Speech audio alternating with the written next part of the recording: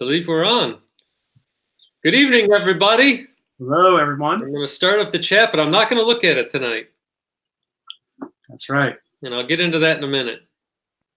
So, I don't know for everyone else, but this week has been really, really nice around here. Yeah, it's been the same over here too. Nights are a little chilly, but it's been getting into the 70s every single day. So I'll take that any day. All right, I'll look real quick. Let's see who's on here. Arkham Knight, Christopher Joy, Joker 68, Yickety Yackety, Mr. Gretzky, and DS Comics. Uh-oh, where's there's 2 or 3 guys that are always first on. Maybe they saw that we were 2 minutes late and said, screw this. I got better things to do. Me. I'm going to go read up on other things. Yes. Listen to other things. Well, let's start things off. Going back to the old standard. I'm actually looking forward to it. I've missed this. Those other beers are fun, but there's nothing like coming back to a comfortable old beer. Oh, you hear that? I hear it. Oh, it's wonderful. There you go. Nice and sudsy. Yeah. Yeah. Just gotta wait for it to fall. Anyway, so this week, I don't know about you, but shopping on eBay for ultra high-end keys is insane. As far as even it used to just be eBay. You couldn't get anything remotely close to GPA on. And now it's gotten into the auction houses, even the forums. You and I and Mike were looking at a book the other day, and it was like $1,200 over GPA. It wasn't like it was close, and it wasn't like I wasn't manning up. Yeah, that's true. I know what you're talking. That book you and I were looking at, and we were just like, that seems high. So you looked up GPA, and you're like, yeah, it's like 1250 high. It's not a little bit high. There's a difference between like having something that's maybe a few hundred over GPA to something that's almost 1,500 over GPA. Well, and we looked at the numbers since January, and it's on a decline. Yeah, it is. So now, you got like the bird's mouth thing happening. He's asking him way above GPA, and GPA is falling as we speak. So yeah, it's just bizarre. I think sometimes it's just guys are heavily invested in some of these books, and they're just trying to get profit right before it falls apart, or maybe they sense it's falling apart. It's kind of like how you get a run on a bank, I think, or people panic and they sell their stocks sometimes. But when people panic and sell their stocks, they sell them for cheap. They don't go the other direction. Yeah, they don't sell them for like, hey, I really don't want to sell this price. Yeah, that's what these are, and it's weird to me. I'm not quite sure why. Give it some time. That's a book that I think is going to go cheap. Well, not cheap, but it's going to, go down pretty soon. Hello, everyone that jumped on. My PSA for this week is going to be very similar. It's a no spoilers thing. It's a few days till Endgame. I have my ticket already. I got mine. I'm going Saturday morning at 10 o'clock. I know there'll probably be a bunch of screaming kids there, but that's okay. I'd rather have that than people in the evening on Friday night. I don't like first day. I don't ever like going to first day of a movie. It's just, I don't know, whatever reason the experience is ruined for me. So I've stayed off of YouTube. I went on this morning very early because I posted a video yesterday, and I try to be really good about answering all my comments, or at least acknowledging people when they watch my videos, because I really appreciate it. And I saw 2 thumbnails as I was going from the main page to my page to make, to see who commented overnight. And I saw 2 different headlines on videos, and both of them said spoilers. So I'm trying to, as I'm looking away, but you know how your eyes work, they zero in. I saw one of the headlines, and it was definitely a spoiler. So, and you could see it was grainy footage from a theater. So some genius got into a theater with his phone and got into a pre-showing and thinks it's cool or funny or whatever to ruin the movie for people. But this isn't like you're just ruining a summer blockbuster. This is a movie that's 11 years in the making. So it's just a classless, moronic thing to do, to spoil that way for people. It's unfortunate, but I guess that's going to happen. So anyway, getting back to that, I'm not going to look at the chat tonight. I'm not going to look at it till Saturday afternoon. So if you ask a question in there, I'm not being rude or ignoring you. It's just I'm not going to even. It's an embargo, radio silence. I didn't even have the radio on today because last thing I want to do is hear some genius on the radio say something, or TV. I don't watch live TV. I've only been watching either Netflix or stuff that I've DVR'd. So yeah, I gotta avoid like conversations with some friends too, because sometimes they just spoil things. Well, they may have seen that. Some people love spoilers. Some people unwrap their Christmas presents before Christmas. I don't. I mean, to me, I feel like I've invested a lot of time in all these movies, and to have it ruined by some jerk on YouTube because he's trying to get subs or hits or whatever, or he's just being a jerk. I mean, this is probably a troll's dream, is to ruin this movie for everybody. Yeah. But anyway, so that's my PSA this week. I'm not avoiding anybody, and I if you post videos between now and Saturday morning, I won't be looking at them. They'll be in my queue waiting for me Saturday afternoon. So I plan on watching as much YouTube as possible over the weekend.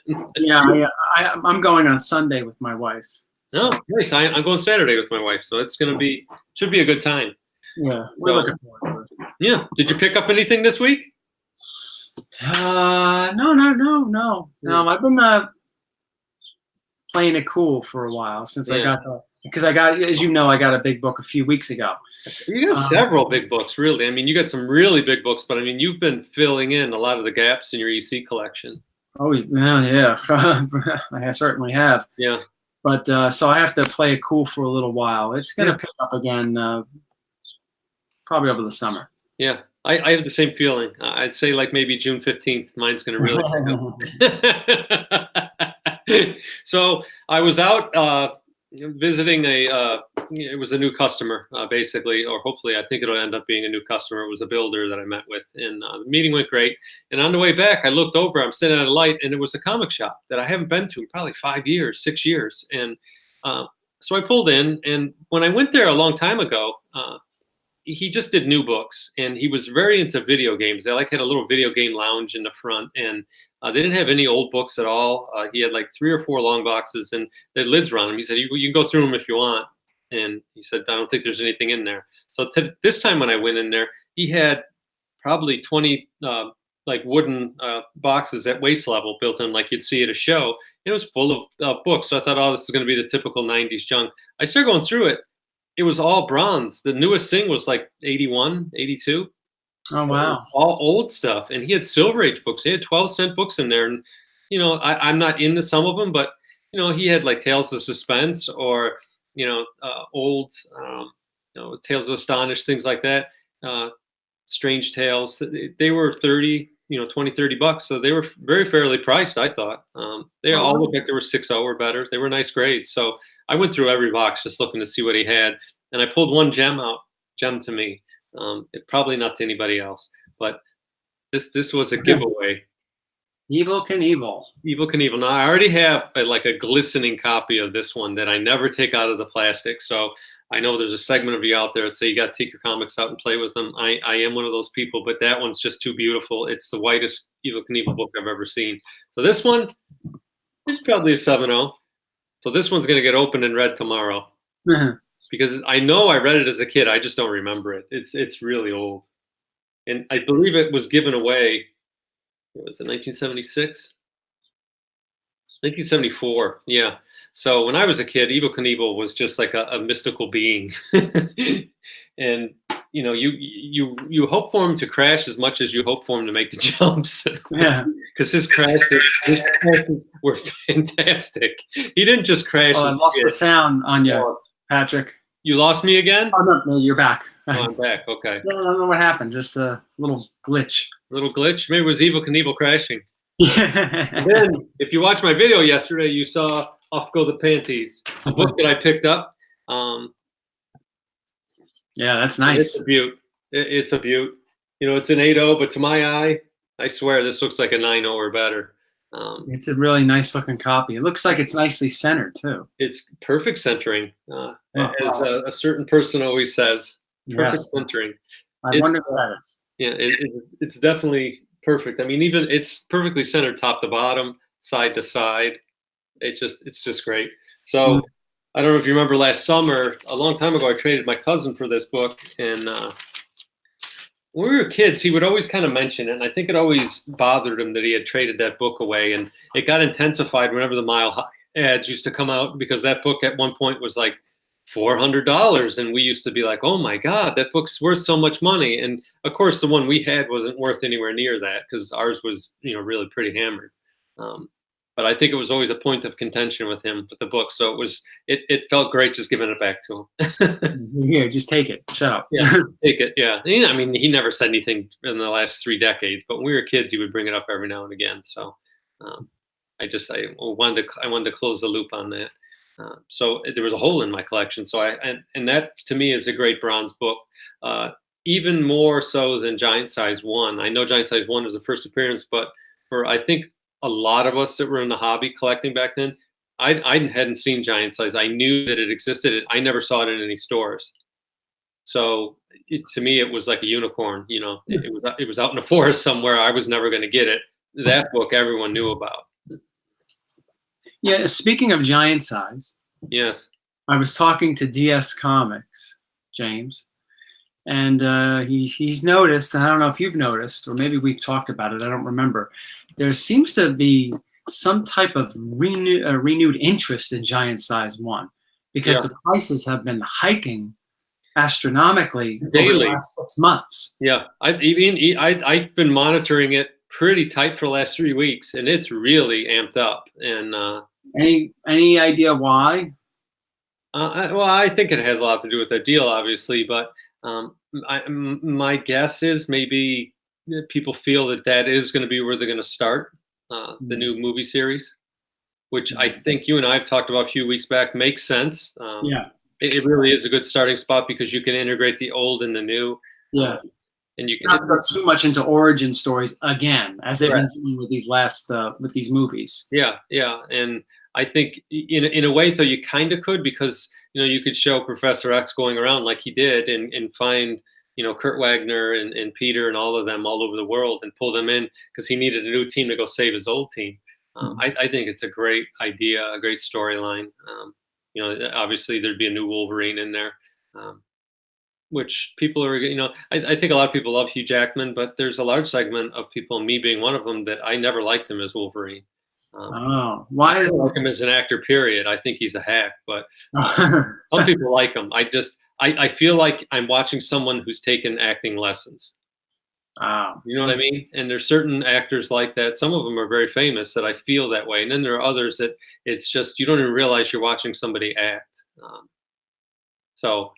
I don't know. I've never been impressed with Hugh Jackman. I don't like him. I don't think he was. It has nothing to do with his height, because obviously he's 6'2". He's way too tall. A foot too tall. But do you really think, though, if they make another Wolverine, when they recast Wolverine, they're gonna recast him as a smaller actor, though?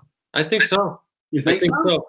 I think what they're going to do is they'll get someone on the fringe of people's knowledge, kind of like the Avengers did. Because if you think of the people that were other than Iron Man, I guess Scarlett Johansson too, but for the most part, most of those actors weren't that well known. Or like Chris Evans Jeremy Renner. I mean, he was in The Hurt Locker. I can't think of much else out that he was in. Chris Hemsworth, I'd never heard of the guy before. Yeah, I think before that he was. Mark Ruffalo was in some stuff, but mostly romantic comedies. Nothing resembling the Hulk or anything like that. Yeah, that's true. Yeah. So I think, Marvel, people like to point at what happened with Marvel and DC and why Marvel did so much better. But to me, other than Kevin Feige, the main reason, I think they just they cast these roles way better. I think they brought way better people in. I mean, the guy that they picked to play Vision was fantastic. Yeah, Paul Bettany. Yeah, Cumberbatch is a fantastic Doctor Strange, and I wouldn't have thought it. I wouldn't have, when I heard that's who it was going to be, I was like, oh, that's a bad pick. But man, he pulled it off, and he was really good. No, I thought he was perfect as Doctor Strange. Yeah. My beer's ready. Todd's not on. Todd Hovick's not here. He normally screams chug chug, or in all caps screaming on the chat. Oh, that's fine. I haven't need to had any beer lately. I've been painting a lot in the basement. So today, the flooring guy came in and he leveled out spots because it's a basement. So there's spots in the old tile from 1961 that weren't even, and he leveled those off. And the vinyl plank starts next week. So after that, we're about another week out, and we'll start moving furniture in. So good.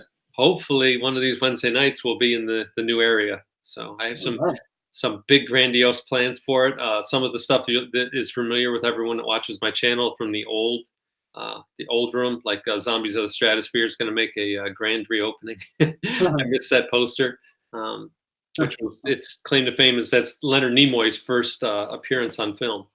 Oh wow! Yeah. I know that. Anyway, so that's all going on, but I've been breathing in paint fumes for a better part of a week, so you're pretty high. I haven't needed to drink at all. So this leads us to our first topic, and it's one that you brought up, and I think is a great one. I'll get into it here. We kind of already alluded into it, but what are your top 5 favorite Marvel movies? And there's been 21 of them, I think. Yeah, 21. Quite a few of them out there. So you can go first. Do you want to go like back and forth, or do you just want to list your 3 to 5? Go back and forth. Let's go back and forth, and we'll start in reverse order, or no particular order. No particular order for me, me at least. Okay. I would say that one of my favorites, hands down, would be Iron Man. First Iron Man, because I went in there with no expectations, and I went in there. That was one of the first movies me and my wife saw as a couple, and I'm surprised she even wanted to go see it, and I'm surprised I even wanted to go see it when it came out. And I was like, "Really? They made a movie about Iron Man?" I was shocked. Yeah, I was like, "Why Iron Man?" Yeah, why him? A lot of people considered a second or even third tier character. Yeah. He really was for many years. Yeah. So when I saw it, I was like, wow, that was actually pretty good. I had a feeling it was going to be good because Jon Favreau directed it, and he's very big on mixing practical effects with CGI. And he did a movie called Zathura. I don't know if you've seen that. Yeah, I've heard of it, but I haven't seen it. Yeah, and there was a part in there where there was a robot in there, and it was very, very well done. And I remembered at the time I saw we rented the disc. Back then you got Netflix. You didn't stream Netflix. You got a little red envelope. Yeah. I remember. So I got Zathura, and I watched with my kids, and it always had the bonuses on it. And that's one thing you don't get now, or at least it's probably available, but we just don't seem to do it. But all the extras that were on DVDs, to me, I loved. That was one of the things I loved about DVDs. And they had a thing on there about the filming of Zathura, and I remembered at the time, and it was even before Iron Man came out, they showed how they did the Iron Man or the robot. It was basically just a guy in like sheet metal up to his waist, or from his waist up, and he was just moving around, and then they CGI'd his legs and some other stuff. But to me, it was so much better than if you remember back in early 2000s, CGI was very blocky and wasn't very well done. And I think they found a way to make it better by having the physical effects with some kind of plate or something over, even if it was cardboard, and then they CGI'd over that. And today they do the thing with the ping pong balls. Yeah, that's right. Yeah, like you can see how they do Rocket, mocap or something like that, right? Yeah. So it just you get the fluidity of actual people moving more. Like if you think of the first Spider-Man when he was swinging on the webs, it looked like you were watching a cutscene from a video game. Yeah, and now it doesn't. I mean, because it looks pretty dang real. So I had a feeling that Iron Man would be good. And spoilers, that's on my list too, which I think would surprise a lot of people because it was the first one. But I think you can only light a match once. You kind of had that feeling because after that set the stage. I mean, we expected everything to be that good. And I think the next one was Hulk. Yeah, that came out, I think, a few months later. I think Iron Man came out in February and the Hulk came out in May. Yep. And there was a big deal because Iron Man showed up in the movie. Yes. I was like, oh, and that's when we started. That was the first time you had the post-credit scene. And not true. They did that in X-Men: The Last Stand. Oh, I probably, you know why? I don't think I ever watched that movie to the end. Yeah, no, believe it or not, Fox was the one that came up with the post-credits. Oh. Yeah, X-Men: Last Stand. At the end, you found this man that was crippled, and Moira McTaggart's going to him, and you hear Charles Xavier's voice say, "Hello, Moira," and letting you know that he was still alive. Oh. Yeah. I don't remember. Yeah. I've tried to block those. Years of therapy helped me block those movies. Or just drink more beer. Mm-hmm. Oh, that's what I meant. So now what would you say is one of your favorites? Well, Iron Man was one of them, and for the reasons that I just said, and for what you said, but also because I was impressed with how they kept the main tenets of the story and they moved it forward 30 years. So instead of being in Korea or Vietnam or wherever he was back when that story came out, they moved him into Afghanistan. Yeah. But they still kept the bratty, billionaire son kind of prick that he was intact, and the whole part with the shrapnel near his heart and all of that was just so well done. And I was really impressed with it because a lot of times back then they would do one of two things. They would completely ignore the source material and you get a crappy movie like Daredevil, or they would try to stay too close to the source material, and if you did that, it just was ridiculous and silly. Yeah. And I think that Iron Man was the first movie that didn't do that. It somehow took that source material, stayed faithful to it, but it took creative license, of course. But it just, the way they transitioned it to the film was fantastic. And everyone that came after it used that as a blueprint, except Iron Man 2. Yeah, so you're saying that, The Punisher with Dolph Lundgren and Captain America from 1990 were not that good? No, exactly. No, those are really good examples. Punisher, especially with Dolph Lundgren, they tried too hard to stay to the comic book to where it was almost like panel for panel, and his outfit, and no hero is going to wear white shrimp boots. That's not going to happen. They're not practical, unless you're going out dancing or you're going to be on the deck of Deadliest Catch. White shrimp boots don't work. And then you had the Captain America one, which was like, talk about taking liberties. Oh my God! You mean the TV one where he wore the motorcycle helmet? Oh my God, it was horrible. Yeah, and we talked about this before on the show, the Red Skull and all that. Yeah, and that's because they tried, I think, to stay too close to the source material, and I think to a large degree the X-Men just completely went the other way with it. Well, the X-Men, they weren't bad. I never really disliked the X-Men movies, but they were a little all over the place. Time-wise, story-wise, they took a lot of liberties with it, with characters all over the place. I think people would have liked to have seen a little more continuity. Yes. That was one of the main problems with that X-Men series. Continuity was way off. I remember they made a big deal about putting Jubilee in the last movie when she appeared in X2. And the last movie took place in 1983. X2 took place in 2003. Yeah. And you could have taken that character out of the last movie and it wouldn't have made any difference. No, it wouldn't have mattered at all. They were just like trying to shoehorn her in. Yeah. You had a lot of that in those movies. Yeah, well, and it's the script editor, the guy that sits on set and has the script, and he makes sure you stay true to it. And when you're doing things, he makes sure that the story is being told correctly. So that's why if you get reshoots, it's because they've watched the dailies and they realize, well, this sequence of events doesn't make any sense. You're missing something here. And I think it happens a lot because they know the story, but us as an audience, we don't know what's going on. So if they leave something out, they may go right by it because it's not a big point to them. But for us, it's a big hole. So something else happens later on. We're like, what the hell? That came out of left field. Yeah. It's because that part didn't get filmed. Yeah, no, I agree. Yeah, absolutely. So for me, that's why I liked Iron Man so much, and I loved the Bob Layton run. It was David McElhinney, I think, wrote it. It just was so good. That run, probably I would say like 108, I think is maybe where that kind of started to happen, all the way through, all the way up to Doom, up to 150. I just was a fantastic run for me. That was my favorite Iron Man run. And then a little bit before that I liked in the 70s. It picked up around 64, 65, and then went all the way up to, I'd say, about 90. Mm-hmm. So you definitely say your pick was also Iron Man. It's one of my picks, yeah. I would say it would be number 5 on my list.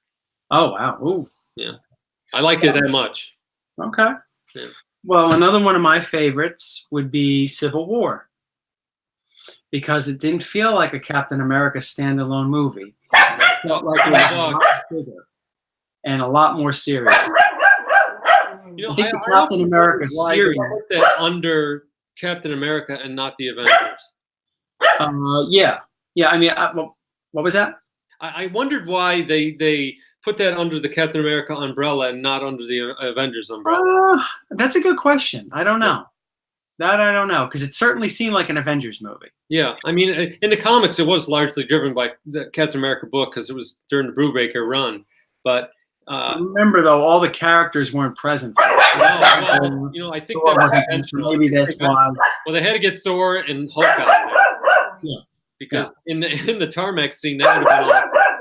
I mean, unless they were on opposing sides, if they ended up on the same side, that would have gotten ugly very quickly. Yeah. I think a lot more people would have got their spines broken than War Machine. I think the Captain America movies got consistently better. Mm-hmm. You had the first one, which was an origin story, which was okay. Then I think a lot of people really enjoyed The Winter Soldier, and of course Civil War. So that's one of the series that actually got better. I think Iron Man, it didn't really get better after Iron Man, and neither Thor is a little eh. The first Thor was okay. The second one was abysmal. And the third one was, I think, a little bit better than all three. I would agree. The third one's my favorite, although at times it was fatiguing. Yes. With the Taika Waititi or whatever his name is. I saw a little bit of him on the red carpet thing the other night. There's something wrong with that guy. In Thor Ragnarok, I didn't care for Valkyrie. No, I didn't either. I watched it again recently, and it felt like what you were saying with Hugh Jackman. Like he could tell he's playing a part. It felt like she was just playing a part. Yes. It was so contrived the way she was trying to be a tough, all tough and all that stuff. I didn't buy it. Natural to me. Yeah, no. But, it didn't seem natural. It seemed like she was acting. Although I did like the what's that rock creature? Korg. Because when you hear him talking, it's like, oh my God, he's got the most ridiculous sounding voice. Yeah. But it worked. Yeah, well, it's got like a South African accent too. I don't know what it was. But what's funny is Korg goes all the way back to Journey into Mystery '83. I know. Yeah, I know. That was kind of a cool callback, and then you had other fun things with Beta Ray Bill on the face of the and Man Thing. Yeah. I thought that was kind of cool. And everyone was pumping up Savage Tales 1, and everyone was pumping up Thor. Was it 337? Oh my God, they're in the movie. And of course, no, they weren't. No, they weren't, and they're not gonna be. That was just their way of saying, look, we know you guys love these characters. Here's an homage to them. But, and so, that's it. We hope you enjoyed that 30 seconds. We're not gonna have Man Thing. We're never doing it again. We're gonna have a Man Thing scene where he's kissing Black Widow and his thing's all over her face. I could see Man Thing as a TV show. I really, really could. Well, maybe. I don't know. I mean, and I think if he does appear, he'll show up in Doctor Strange. You think? Yeah, because there's later issues, the Frank Bruner run of Swamp Thing, Doctor Strange determines that Man Thing is kind of a portal to the mystic realms and things like that. Oh, okay. So, and unbeknownst to the creature itself, I think. So I think there's a 2 or 3 story arc where it bounces between their books, between each other. One of them's got a really great cover where there's like a vortex and Doctor Strange and Man Thing are swirling towards it. Mm-hmm. It's a great Frank Bruner cover. Really, really, different artwork for the time. Okay. My next ones I got to do is a this would be 4, 3, and 2, and they go in this order. Captain America, Civil War would be 4. Mm-hmm. 2 would be Winter Soldier. Mm-hmm. And I like Captain America. The first one is probably my second favorite Marvel movie. Oh, okay. They nailed that for me. And again, I think it's very similar to the Iron Man. They took that original story and they stayed very true to it, but they turned a few things on it and they somehow made it better. And it was a superhero movie, but you didn't feel like you were watching a superhero movie. And I think all 3 of Captain America movies are like that, because if you think of especially the Winter Soldier. Winter Soldier, you felt like you were watching a James Bond movie or a Jason Bourne movie, Yeah, that's what that was. Yeah, there was a lot of that going on. And it was sprinkled in. Yeah, superheroes sprinkled in. And if you think about it, too, that was the debut of Black Panther. Or not Black Panther. No, it's Falcon. Soldier, that came later. But if you look at those 3 movies as one big epic, it's just so good. And I know that Civil War had a lot of superheroes and stuff in it, but it felt different than that. I mean, you had the political intrigue, you had the government being involved. It was just all three of them. I love all three of those movies. I think all three of them are airtight. Like there's hardly anywhere in there where you're like, there's no like little moments like in Thor 3, that stupid disc on his neck. So you're telling me the God of Thunder, one of the most powerful creatures in the world, in the universe, can be taken down by some stupid little disc? I don't know. I had a hard time with that. That plot point really bothered me, and I understand why they had to do it to convey the story and get the story to move along. Yeah. Captain America really didn't have any of those. And the other night they had Winter Soldier on, and I love that freaking elevator scene where he's in the elevator and all those guys get on, and he said, one thing, before we start, does anyone want to get out? And then he just beats the shit out of everyone in there. And I love that scene. And it's just a freaking fantastic scene. Just because he notices everything, he sees the sweat coming down to one guy's head, and he's like, "Why would an analyst be sweating like that?" And it's like, okay, then the last three guys that get on are all big, big beefy monsters. And every time it stopped, he's looking, he's seeing all these guys pack in, and something's boiling. Yeah, something's boiling here. And it's not this guy sweating. It just was so well done. I agree. It was all three of them, and that's why I would rank them that way. And there was something in the first one, this is very magical and very tragic. The old saying, "Give me a hero, and I'll write you a tragedy." It is just great. I mean, you think of Rags to Riches, who that kid was.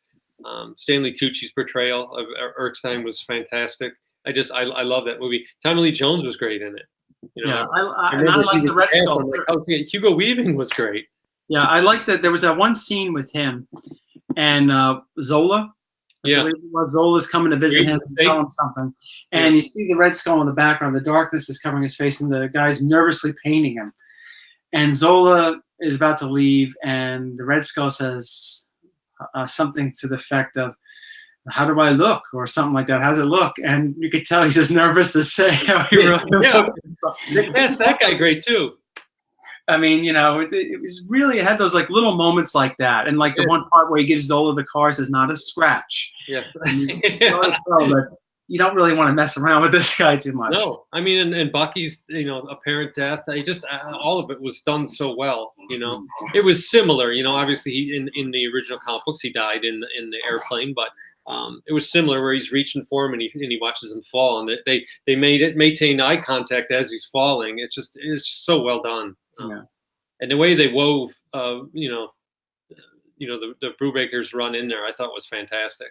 Yeah, they did a lot. They did a lot of good with that series. Yeah. I mean, that set, the Captain America series. I thought it was really well done. Sure. But like I said, with the Thor series, it was that whole Dark World thing. And I just couldn't stand Natalie Portman and that other actress that's with. Oh my God, I can't stand that. She was on that stupid show where it's just,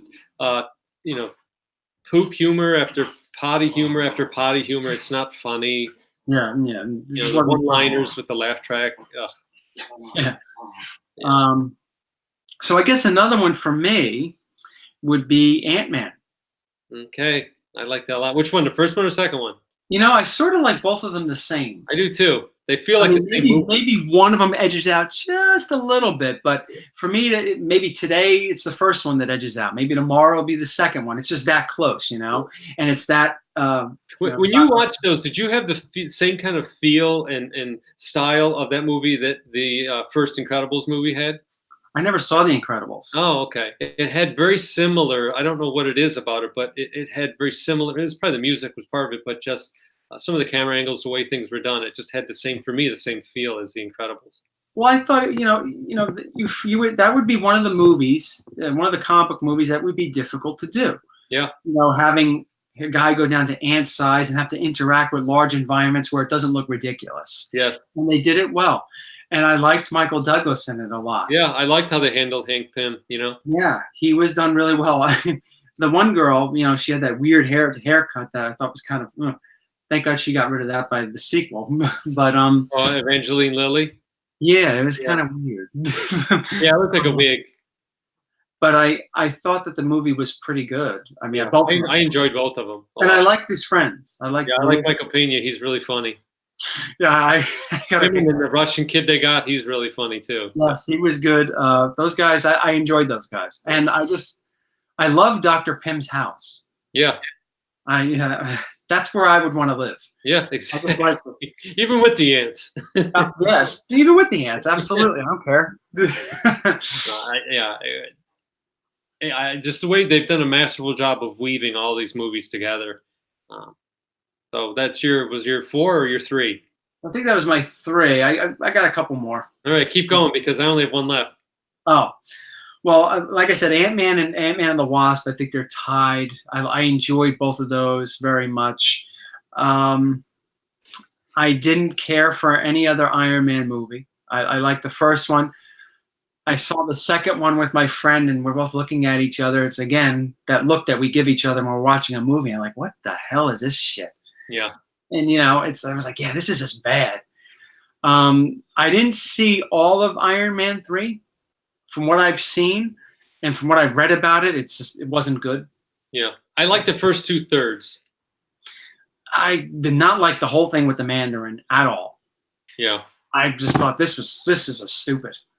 It doesn't I like the relationship he had with the little boy in it. I thought that was really well done. And I did like the beginning part of it. Although I think a better direction to go would have been instead of creating a new character like they did, they could have just used Simon Williams. They could have put Simon Williams in there, and they could have made that the backstory of Wonder Man. And then you have a character that's from the Silver Age, and everyone kind of knows. He started off as a villain and ultimately became a hero. I think that would have been a way better storyline than. So they gonna call him Wonder Man? Well, they couldn't have. No, he didn't need to. I mean, they could have just called him Simon Williams. But I would say another one for me, another real quick one, is Guardians of the Galaxy. Yeah, I like that a lot. Yeah. I mean, I thought that's another one of those movies where I saw it was coming out, and I was like, what? What's this? Well, for me, I wasn't really that aware of the new version. No, neither was I. My only exposure to them was I used to watch Avengers Assemble with my son, the cartoon, and they were in it. And I remember seeing Groot and Rocket. I'm like, I kind of remember Rocket, but I'm like, who's this tree guy? What the hell is going on? This isn't Guardians of the Galaxy. Because I was out of comics in 2005 or 2008, whenever that new set of them came on. And when he called himself Star-Lord, I remembered Star-Lord was the goofy, silver, blonde-haired guy with the blue suit, that had like 4 or 5 origin stories. The thing about that was, we just talked about Groot and all that. Before the revamp of the series and eventually the movie, I wonder how much Tales to Astonish was it Tales to Astonish 13? Yeah. I wonder how much that was going for. My guess would be under $200. I mean, it still was a pre-hero Kirby book, so I imagine it still was going for pretty decent money. Because then I know all of a sudden it was scarce. Yeah. It was shot up. I remember as soon as that came out, the Hulk Annual 5 jumped too, because that's his second appearance. Yeah. And it's more true to I guess who he was. Neither one of them really if you read the original one, it's nothing like the Groot. Just a big scary monster, like in every single one of Stan Lee. Yeah, like and then Grog. I think Stan Lee just made up noises, and they said, "Yep, that's it. Go draw that." There you go. There's another one for you. Yeah. All right, you go now. Your last one. Well, my last one is probably obvious. Is Infinity War. That's my last one too. It was the culmination of all these other movies, all tied together. I watched it again last night on Netflix because I wanted to. I'm preparing to make sure I remember everything. And it's not without its holes. There are a few holes in there that I have a hard time with, and I'm hoping that they fix them in this one. Like what? Well, the biggest one is when they were pulling his glove off. Oh, okay. Why wouldn't they just cut his arm off? Yeah, that's true. Right? Yeah. Just chop his arm off. Yeah, maybe it couldn't because he was too powerful by then. I don't know. And sometimes, and I harp on this a lot, and it's a kind of, push up my glasses. Actually, one of those moments, but it's whenever Peter Quill was hitting him in the face, that would have no effect. He wouldn't. It would be like someone hitting you with a feather. Do you know what I mean? When he was hitting Thanos in the face. Yeah, and he's moving back.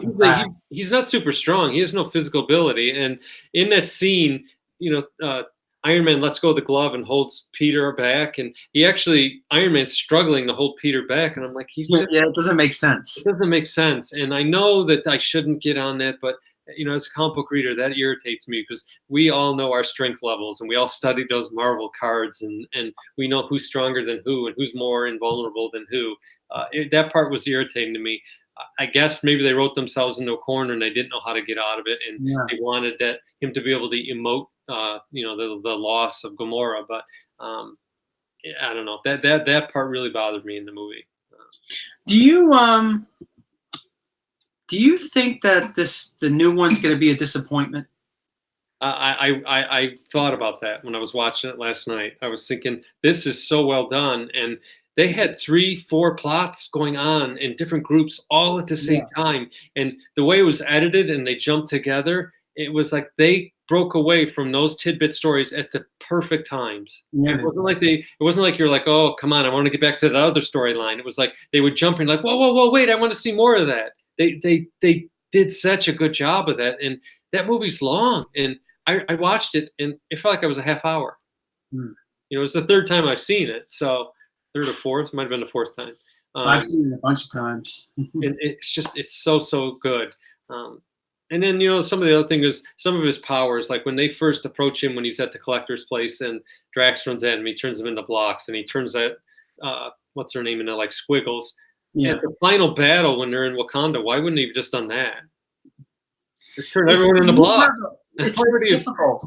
When you have an overpowered character. I know, it's hard to write for. That's why I'm amazed that there's any Superman stories out there. That's the thing. I mean, sometimes you feel like there are no rules. Like, well, what can't he do? I mean, he has all these Infinity Stones, which is the control of the entire universe, really. Yeah. A dingleberry from each part of the universe, the creation of the universe. You think that, well, okay, he could do anything, but he doesn't do it in some scenes, like you said.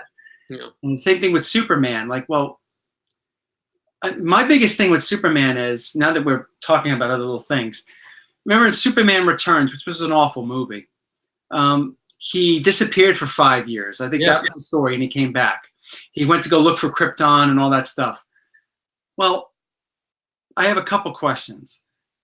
Well, if he could move like at the speed of light, why did it take him 5 years to find Krypton? Exactly. And two, wait, isn't it our sun that gives him these powers? If he left our solar system, wouldn't he like all of a sudden suffocate in space? Yeah, lose his power unless he found another yellow sun. Maybe I don't know. Because I'm not really that up to date on Superman's powers and what they could do. But I was always led to believe that it's our sun that gives him his powers. Yes, no, it is. And if he leaves our solar system, or at least whatever, he's not really near our sun anymore. Yeah. So and if he found Krypton, he went to the place where Krypton was. Well, they weren't super beings on Krypton. No. He wouldn't even become like, the way he was on Krypton. He would have at least had to have some kind of ship to do that, right? It didn't make any sense whatsoever. No, I mean, like, talk about plot holes and, those moments where you put your glasses up and say, oh, well, sometimes you just can't get by it either. Yeah. I know when I saw Thor Ragnarok, that this thing on his neck, I stewed on that for 20 minutes in the theater. it almost ruined the movie for me. I'm just like, really? That's you're gonna let that happen. They're gonna let that, that's what happened. I remember one time I went to go see Spider-Man 3 with my friend Brian. I'm very sorry. Yeah. I think everyone was really sorry. There was one part where Peter Parker was dancing with the mascara on. And then my friend Brian just yelled, "This fucking sucks!" And you had people laughing in the background and stuff like that. I mean, it's just one of those moments where you're like, "This is just hard." He said probably what everyone was thinking. Yeah. I had that movie I think it was the X-Men movie when they were in the woods. with Jean Grey. I think it was the first time they tried to do Dark Phoenix. Last Stand. Yeah, yeah. Where there's that idiot guy throwing bones or whatever. Yeah. Who the hell was that? I don't know. And that scene just took forever. It's like, God, how long is this going to take? I can't remember every single X-Men movie. I must have looked down at my watch, and yes, back then I used to wear a watch because it was before I was carrying an iPhone. I couldn't wait for them to be over. I had my kids with me, so they were enjoying it, but I was like, when is this garbage going to be over? I couldn't wait. Yeah, that movie was bad. Yeah.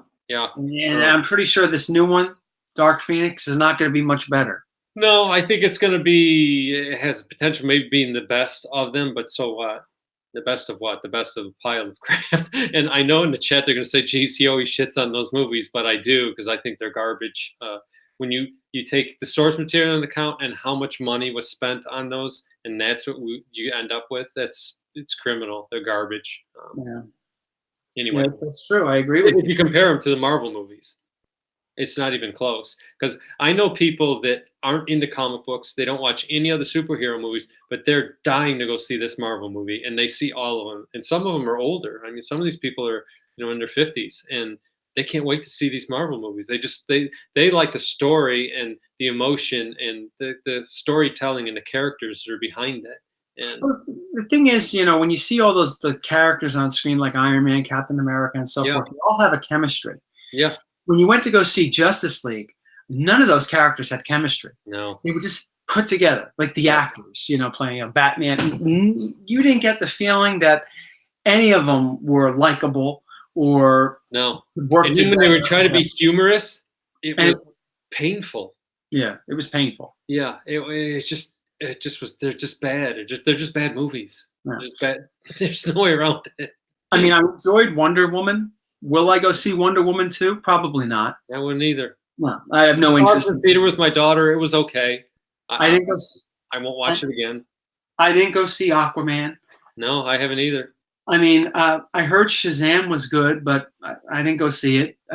Yeah. Basically, I'm just not really. I don't know what direction they're going. No, I don't think they do either. No, there you go. It's probably a good point. They don't know either. I think one of the big parts that I'm excited about in Endgame is the post-credit scenes. See, that's where I think the disappointment's going to be. Really? I want to see an end scene, a post-credit. I think you're going to get several end scenes. Well, I want to see something that gives us an idea of what's going to happen next, or if it's just like even if you don't see somebody. How great would this be? They just show the flaming four in the sky in the distance. I'd be satisfied. That would be enough for me. I hated the movie, but if I ever saw that, I would have walked out and say it was a good movie. That's how much I would like to see something like that. And maybe they could show whoever's going to play Xavier in the next series. Looking for Kurt Wagner in Germany. I don't know. But I know if it has something to do with the externals, I'm going to be like, this sucks. Yeah. I still don't even know who the hell they are. Yeah. Oh, the Eternals? The Eternals. Yeah, I can't even get their name right. Yeah. The Externals, the Internals. That's going to be a difficult story to tell because of the time involved. Well, I mean, I'm sure they'll be able to pull it off, because they've pulled it. They've done well so far, but I would like to see something special. Yes. Just a little bit something special. Give just us something to hope for. Extra sprinkles on top of the I think what you're going to see is, the X-Men, they're going to let them be their own thing. I think at least I miss what I'm hoping as a fanboy, that Fantastic Four takes over as the main power driver that the Avengers occupied. And I think the Eternals are going to fill the Guardians of the Galaxy, the kind of oddball crew that shouldn't make a good movie, but somehow it's going to be a good movie crew. I think is what they fit into.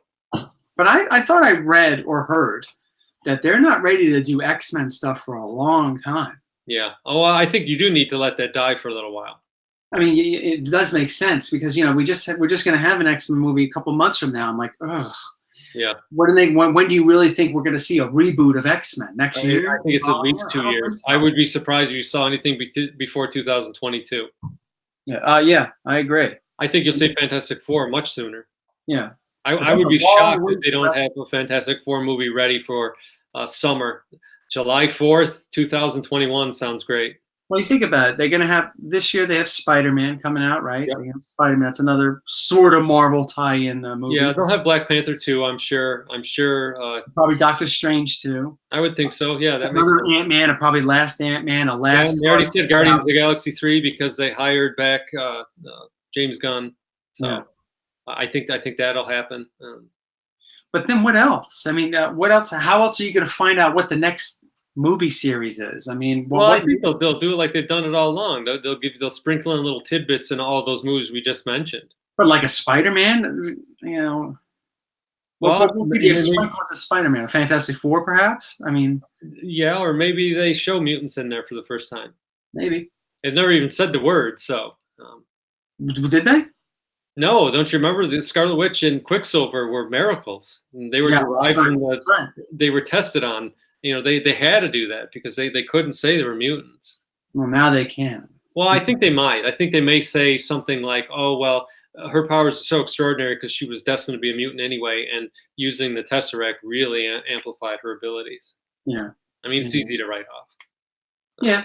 I mean, but I'm just curious. But the point is, like, I would like to see something special. Yeah. As a post-credit scene, because that's the Flaming Four is what I want. What? I want to see the Flaming Four. So would I, but I don't think we're going to. Show us that. I mean, they kind of already alluded to it that Tony leased that tower to somebody, Avengers Tower to somebody. Well, they could allude to it in another movie. I mean, I don't know if they're going to allude to it in this one, though. I think Guardians of the Galaxy would be the next one where you'll see possibly that's where you'll see the post-credit scene talking about the Eternals, or maybe talking about Nova or Adam Warlock, somebody like that. Yeah, I think that movie would be a prime. That's like definitely good ground to see something like that. Yeah. Well, and if you think about it, they keep saying in interviews that I hear that the movie lines, they're going to go cosmic, and that's the Fantastic Four, because I mean they're basically a family group of explorers. So, and then I'll get my dream come true when Annihilus comes out. Yes. The whole Annihilation Wave series would be great. You could call back and bring Thanos back because he teams up with them in that storyline. Nova's in there because he's the last person to survive, which he very well could be right now, the only survivor. Of Xandar? Yeah. The last Nova Corps guy that survived. So there's a lot of things that they could call back and bring into it. No, I agree. I mean, like just with Doctor Strange, another Doctor Strange movie, just all the possibilities. I don't think we've seen the last of Dormammu. No, and I mean, that would be ridiculous. There's a lot that they haven't done. I think Baron Mordo is going to come back. Oh yeah. There's a lot of history there. I think there's a lot of good storytelling there, and you could even see, depending on how the end game goes, the formation of the Defenders the proper way, where maybe Banner,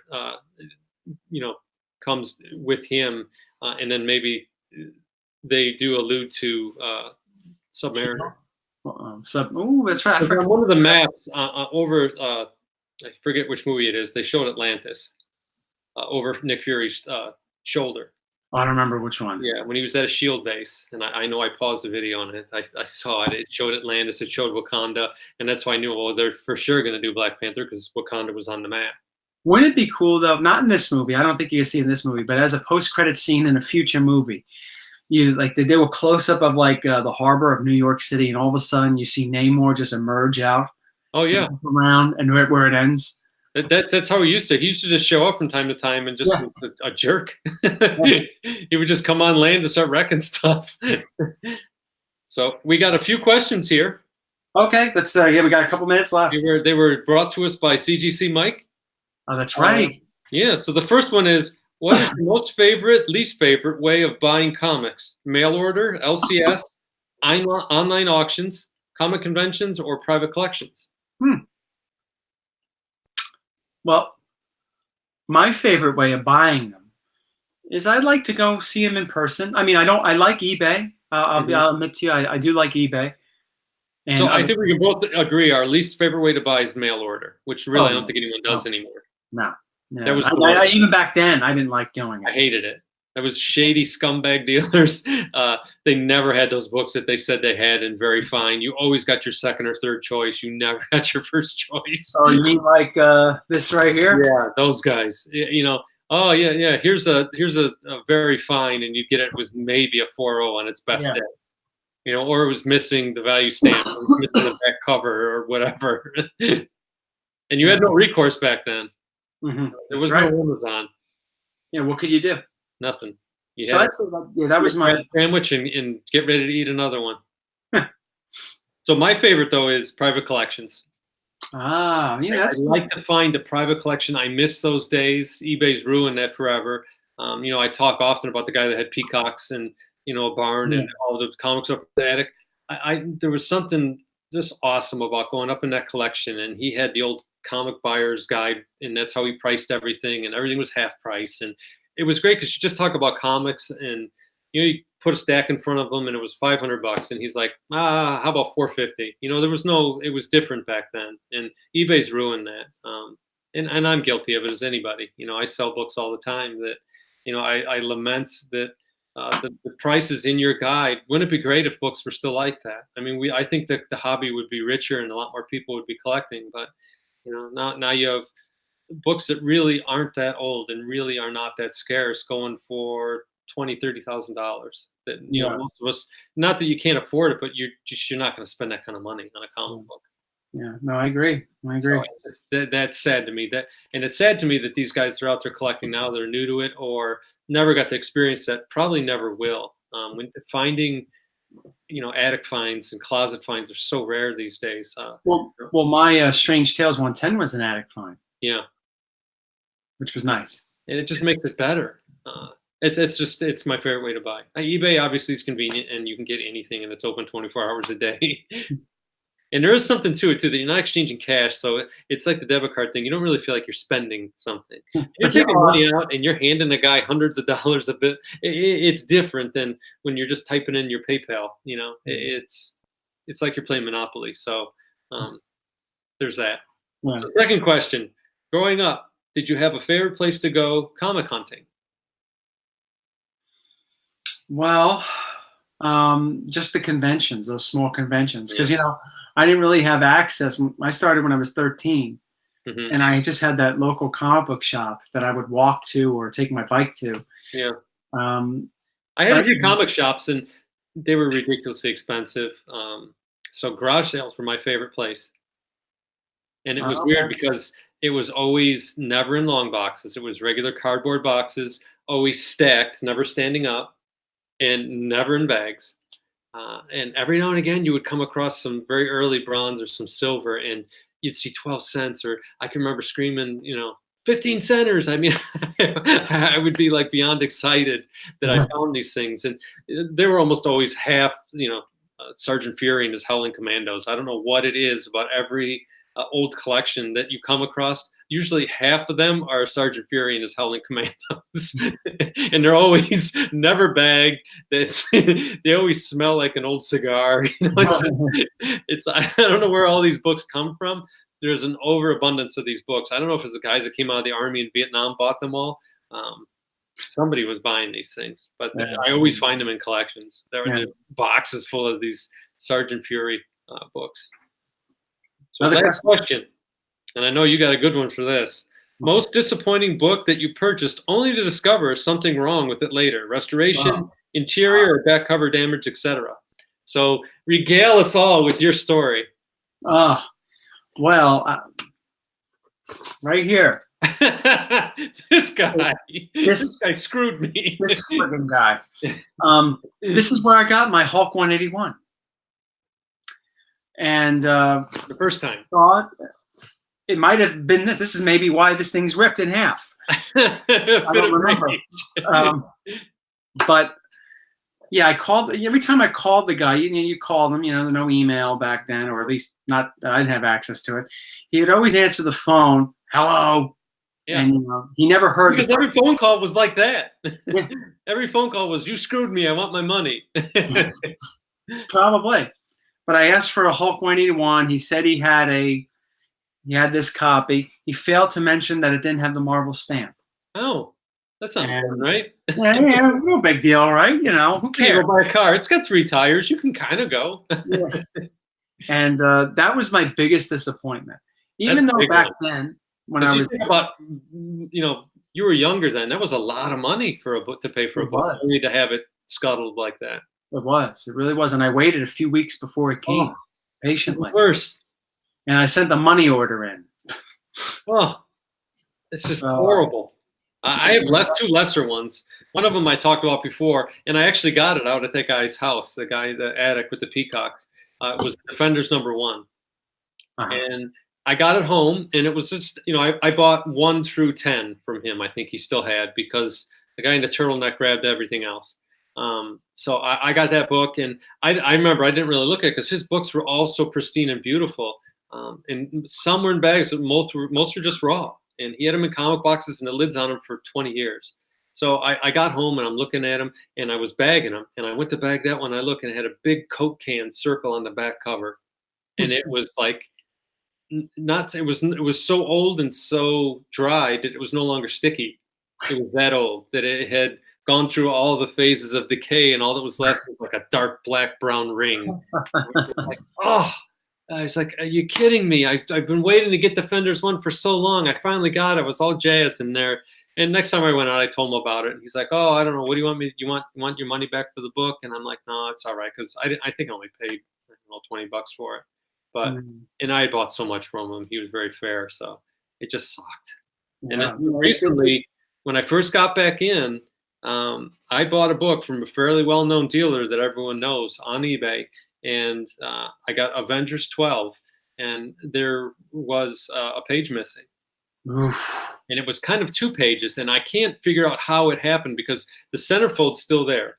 It's an ad page, and it's like maybe the 6th page in, whenever the first ad hits. So and you know how pages are, they're wraps. So on either side, if you count in, it's that wrap came out. And the only way I could figure is someone pulled the whole thing out. Because when you look at the book, nothing looks wrong, nothing looks missing. The centerfold's there, everything seems fine until you start counting pages, and then you should hit 16 in the middle, and I only hit 15, and then I'm like, uh-oh. Always count the pages. Yeah. I have another story. And this was from a guy that I buy from, and I messaged him back, and he was kind of he pawned it off on the staff, and that's what they all do. He's like, oh, there must have been one of my new people on the staff didn't count the pages. How can we make this right? He didn't want to give me my money back. So he didn't want the book back because, it was Avengers 12. I think it was like $20. So I forget what we did. We did something where I had some other books that he had that I wanted, and he gave me my money back kind of on that. So he kind of made it right, but I don't know. It just sucked. From that point on, I was very leery of buying anything from him unless it was graded. Yeah, my only other story about there was my X-Men 9, where, like you're saying, a page was missing, but the jerk that was sold it didn't put it on the sticker, because they usually put these things on the sticker. Do. Yeah. Centerfold loose. Yeah. Was a pinup missing, coupon clipped out, didn't put this out, and I paid $100 for that thing. Oh, see, that's you get into more than $20, and that's where it sucks.